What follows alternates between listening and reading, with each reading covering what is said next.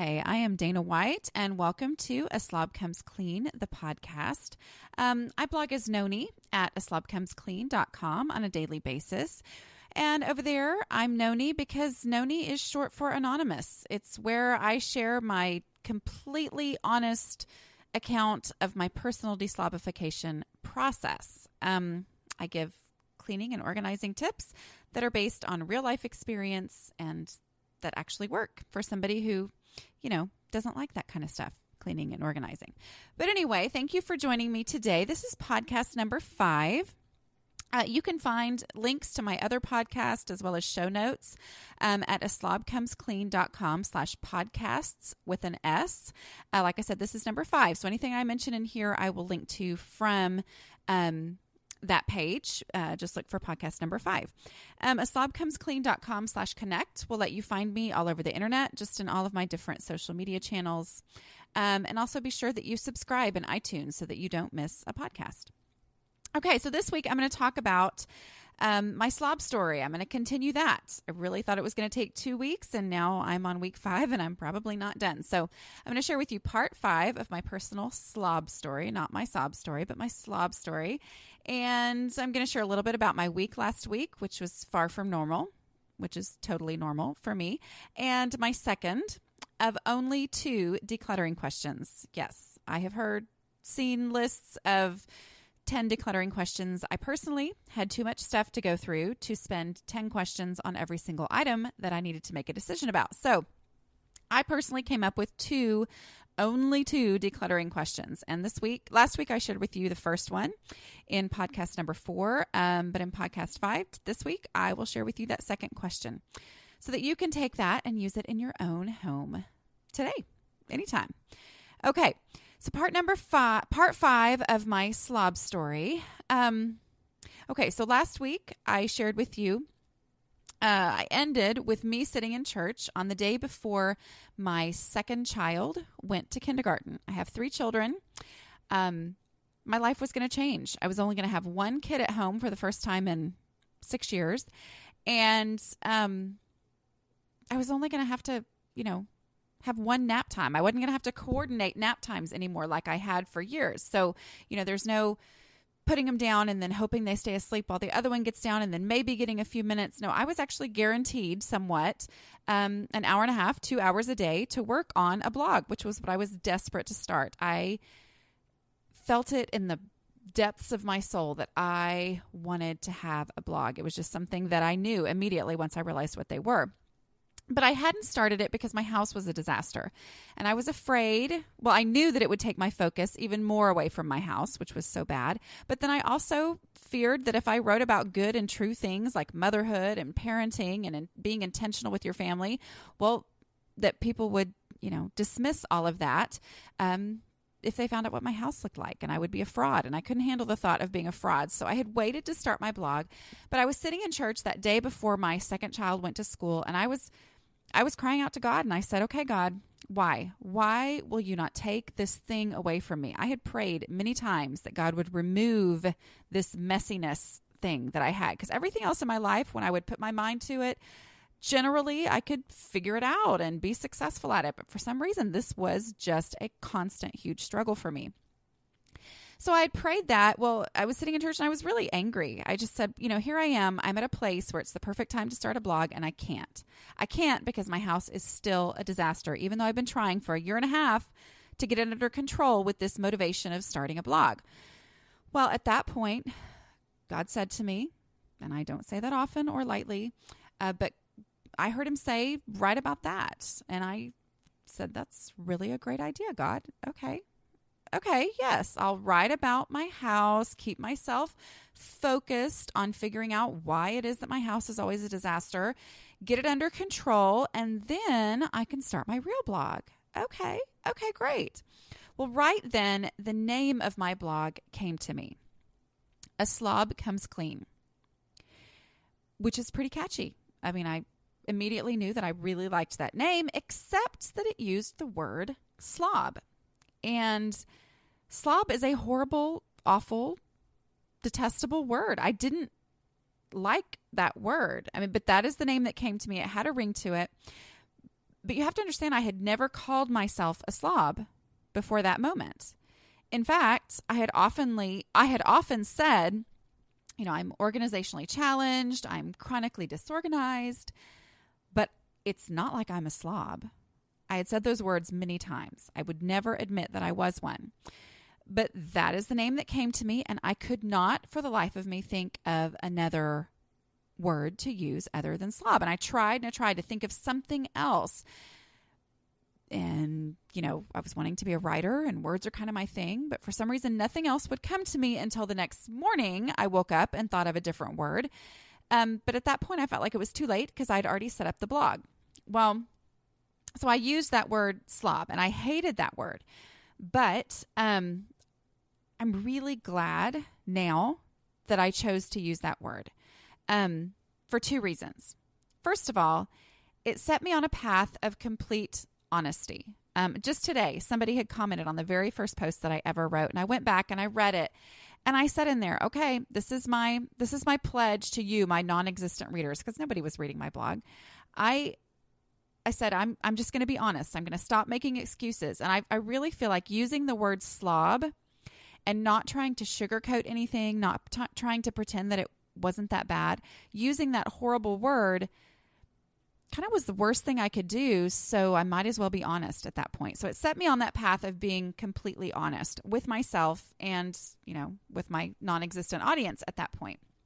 Now, before I go on too much about how I was completely honest, I will explain that I set up a new email address.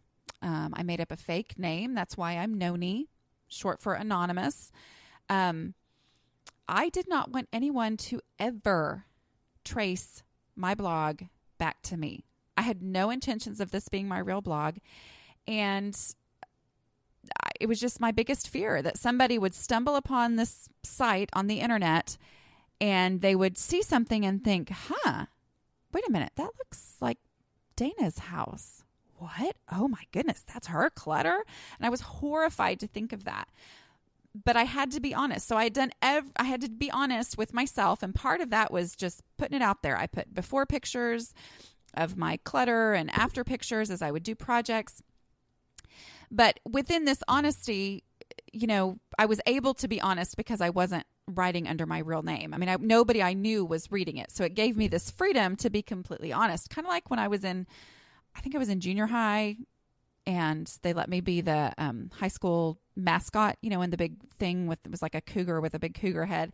And I remember it being such a moment in life for me to realize how freeing it was to be behind this mask. And, I remember just dancing like crazy and having a great time. And my mom saying, I'm really shocked seeing you out there just being so crazy. And it just it was the first time when I really realized how freeing it was to be able to be yourself because you're behind a mask. Anyway, I'm rambling at this point, but the point is that by not blagging as myself, as this Noni character, I was able to be completely honest. But like I said, I didn't tell anyone. And when I say I didn't tell anyone, I mean, I didn't tell anyone. I did not tell my husband. I didn't tell my mother. Now, my husband knew that I'd wanted to blog. I mean, he was all for it. He's very supportive of all my little whims that I get on. But he knew I wanted to start a blog, and he did notice that I was taking pictures of our dinner.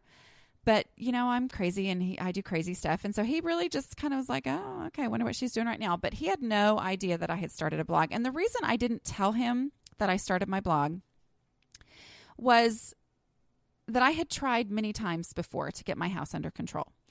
And he knew about all these times. I'd read different books. Oh, okay, maybe this will work. And he'd heard me say many times, okay, this is what I'm going to start doing. And he was excited probably the first 15 times in our marriage when I would say, okay, I'm going to start making changes in our house. But he knew that these changes rarely lasted. And so I didn't want to see that look in his eyes that, oh yeah, great, honey. I knew he would say he was supportive because that's how he is. But I knew that I would see in his eyes that he didn't really believe that it was going to last. And I just felt like I needed to keep this a secret. And I was waiting and waiting for him to see changes and notice them and say something. And then I would tell him. But it was just such a fear of mine. And I'd failed so many times that just out of desperation, I thought, okay, I don't want to talk about this. I don't want to talk about what I'm doing. I just want to do it, which is very different because I sure like to talk about things. But there's another reason why I am now so glad that I called myself a slob. And I will share that with you next week in my next podcast. And it has a lot to do with the other people that I've met through this crazy journey that I never in a million years imagined I would go on. And it has to do with my first comment, because I lived in fear of my first comment on my blog. Because here I was sharing my deep, dark secret, which I truly, honestly believed was my secret and only mine. I did not know that there were other people in the world who struggled like I did. And so I assumed that my first comment was going to be someone saying, get off the internet. You're a horrible mother. You're a horrible wife. I can't believe you're saying all this. But that was far from what my first comment or my first 1,000 comments were. So, anyway, but the other reason why I'm glad I used the word slob has to do with the people that I've met as I've gone on this journey. So I will share that with you next week in part 6, I guess, of my slob story. All right, next, I'm going to talk about my week briefly. Last week was crazy, which is kind of my normal, it seems like. But having a non-normal week is pretty normal for me. I realized that, and it, kind of broke through my delusions as I was supposed to write a post for a website where I'm now one of the contributing writers, and that is HeidiSt.John.com. And we were asked, if we wanted to, during our introduction, to write about a normal week. Well, so Monday I started taking pictures and thought, okay, I'll take a picture of, or a normal day.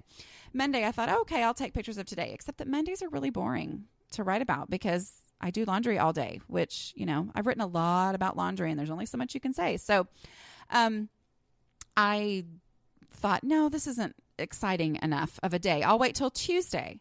Well, Tuesday got a little bit crazy and we had a kickball game. That's right. My husband and I, not my kids, had we're in a league of co-ed kickball, adult kickball.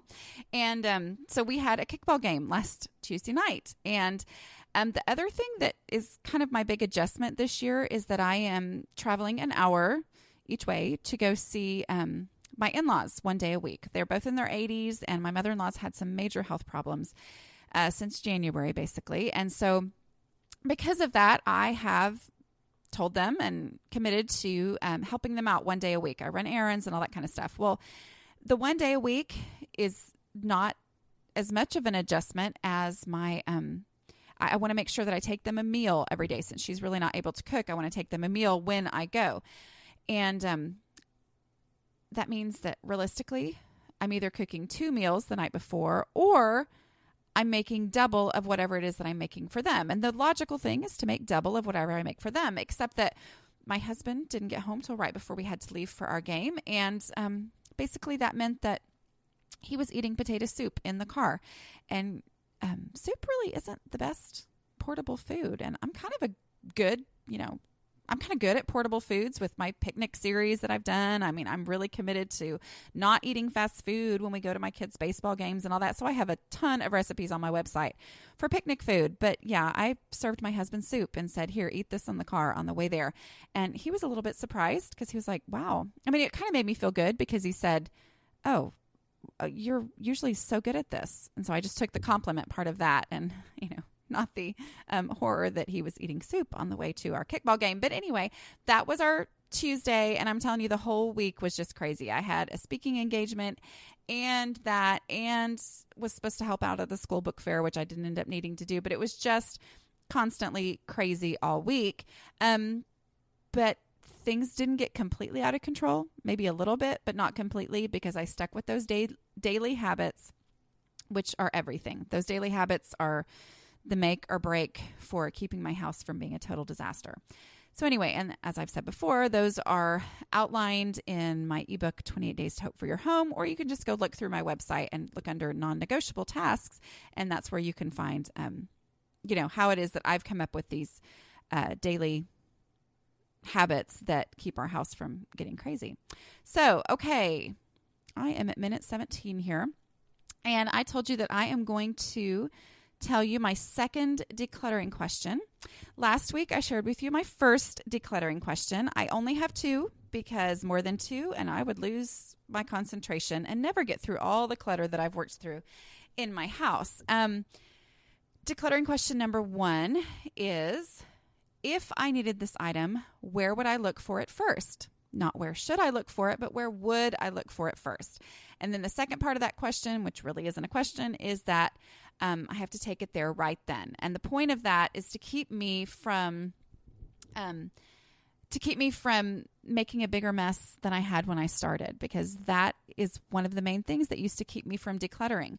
Was when I would declutter, I would pull everything out, make a huge mess, get distracted, and then the mess was worse than it ever was when it was hidden behind the cabinet door or the closet door or whatever. And so decluttering used to it was hard to ever make any real progress. So even though it takes longer for me to take each individual item where it goes right that very second, it ends up meaning that no matter at what point I get distracted, which I always do get distracted somewhere, then I've made progress and my home is better off for it. So decluttering question number 2 is, if I needed this item, would it ever occur to me that I already had one? Like, ever occur to me that I already had one? Because the thing about decluttering is that the fun part of decluttering is that it's really kind of like Christmas, because you go through this drawer that you haven't seen the bottom of in years, and you pull things out and you go, oh, I forgot I had this. This is really cool, because it's something that you bought maybe at a garage sale for 25 cents and thought, wow, this is a steal. I can't believe I'm getting this. And you find things in there that you just think, oh, that is so neat. Yes, I remember why I bought this. I just never remembered that I had it. Well, I had to come to the point where I realized that it did not do me any good to have something in my house and not know that I had it in my house. Okay? So I told myself, if I didn't know this existed, if I had no idea that I had one of these. Now, it's different if I know I have one and I would have looked everywhere for it to find it. But if I truly come across something that I did not know I had, no matter how cool it is, I need to get rid of it. I need to stick it in the donate box. Because the truth is, if I don't know I have it, then I'm just going to go buy another one. And then I'm going to end up with 2 of this item that I obviously don't use every day.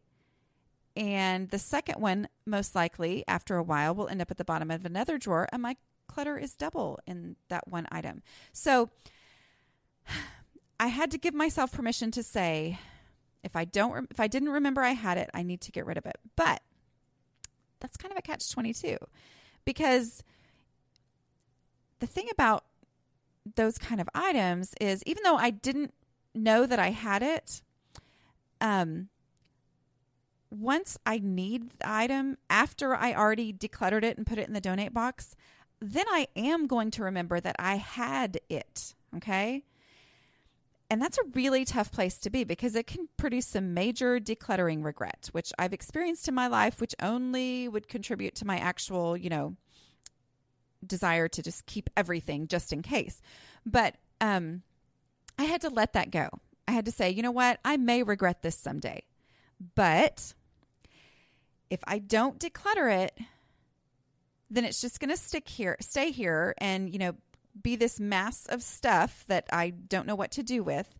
And if I do get rid of it, then however long that is, those maybe 2 months, 3 months, a year between now when I'm decluttering it and a year from now when I've realized that I need it and, regret having decluttered it, I just have to tell myself that that period of time where this space has been decluttered is worth it to me, because my family has been able to enjoy a more functional home for that amount of time.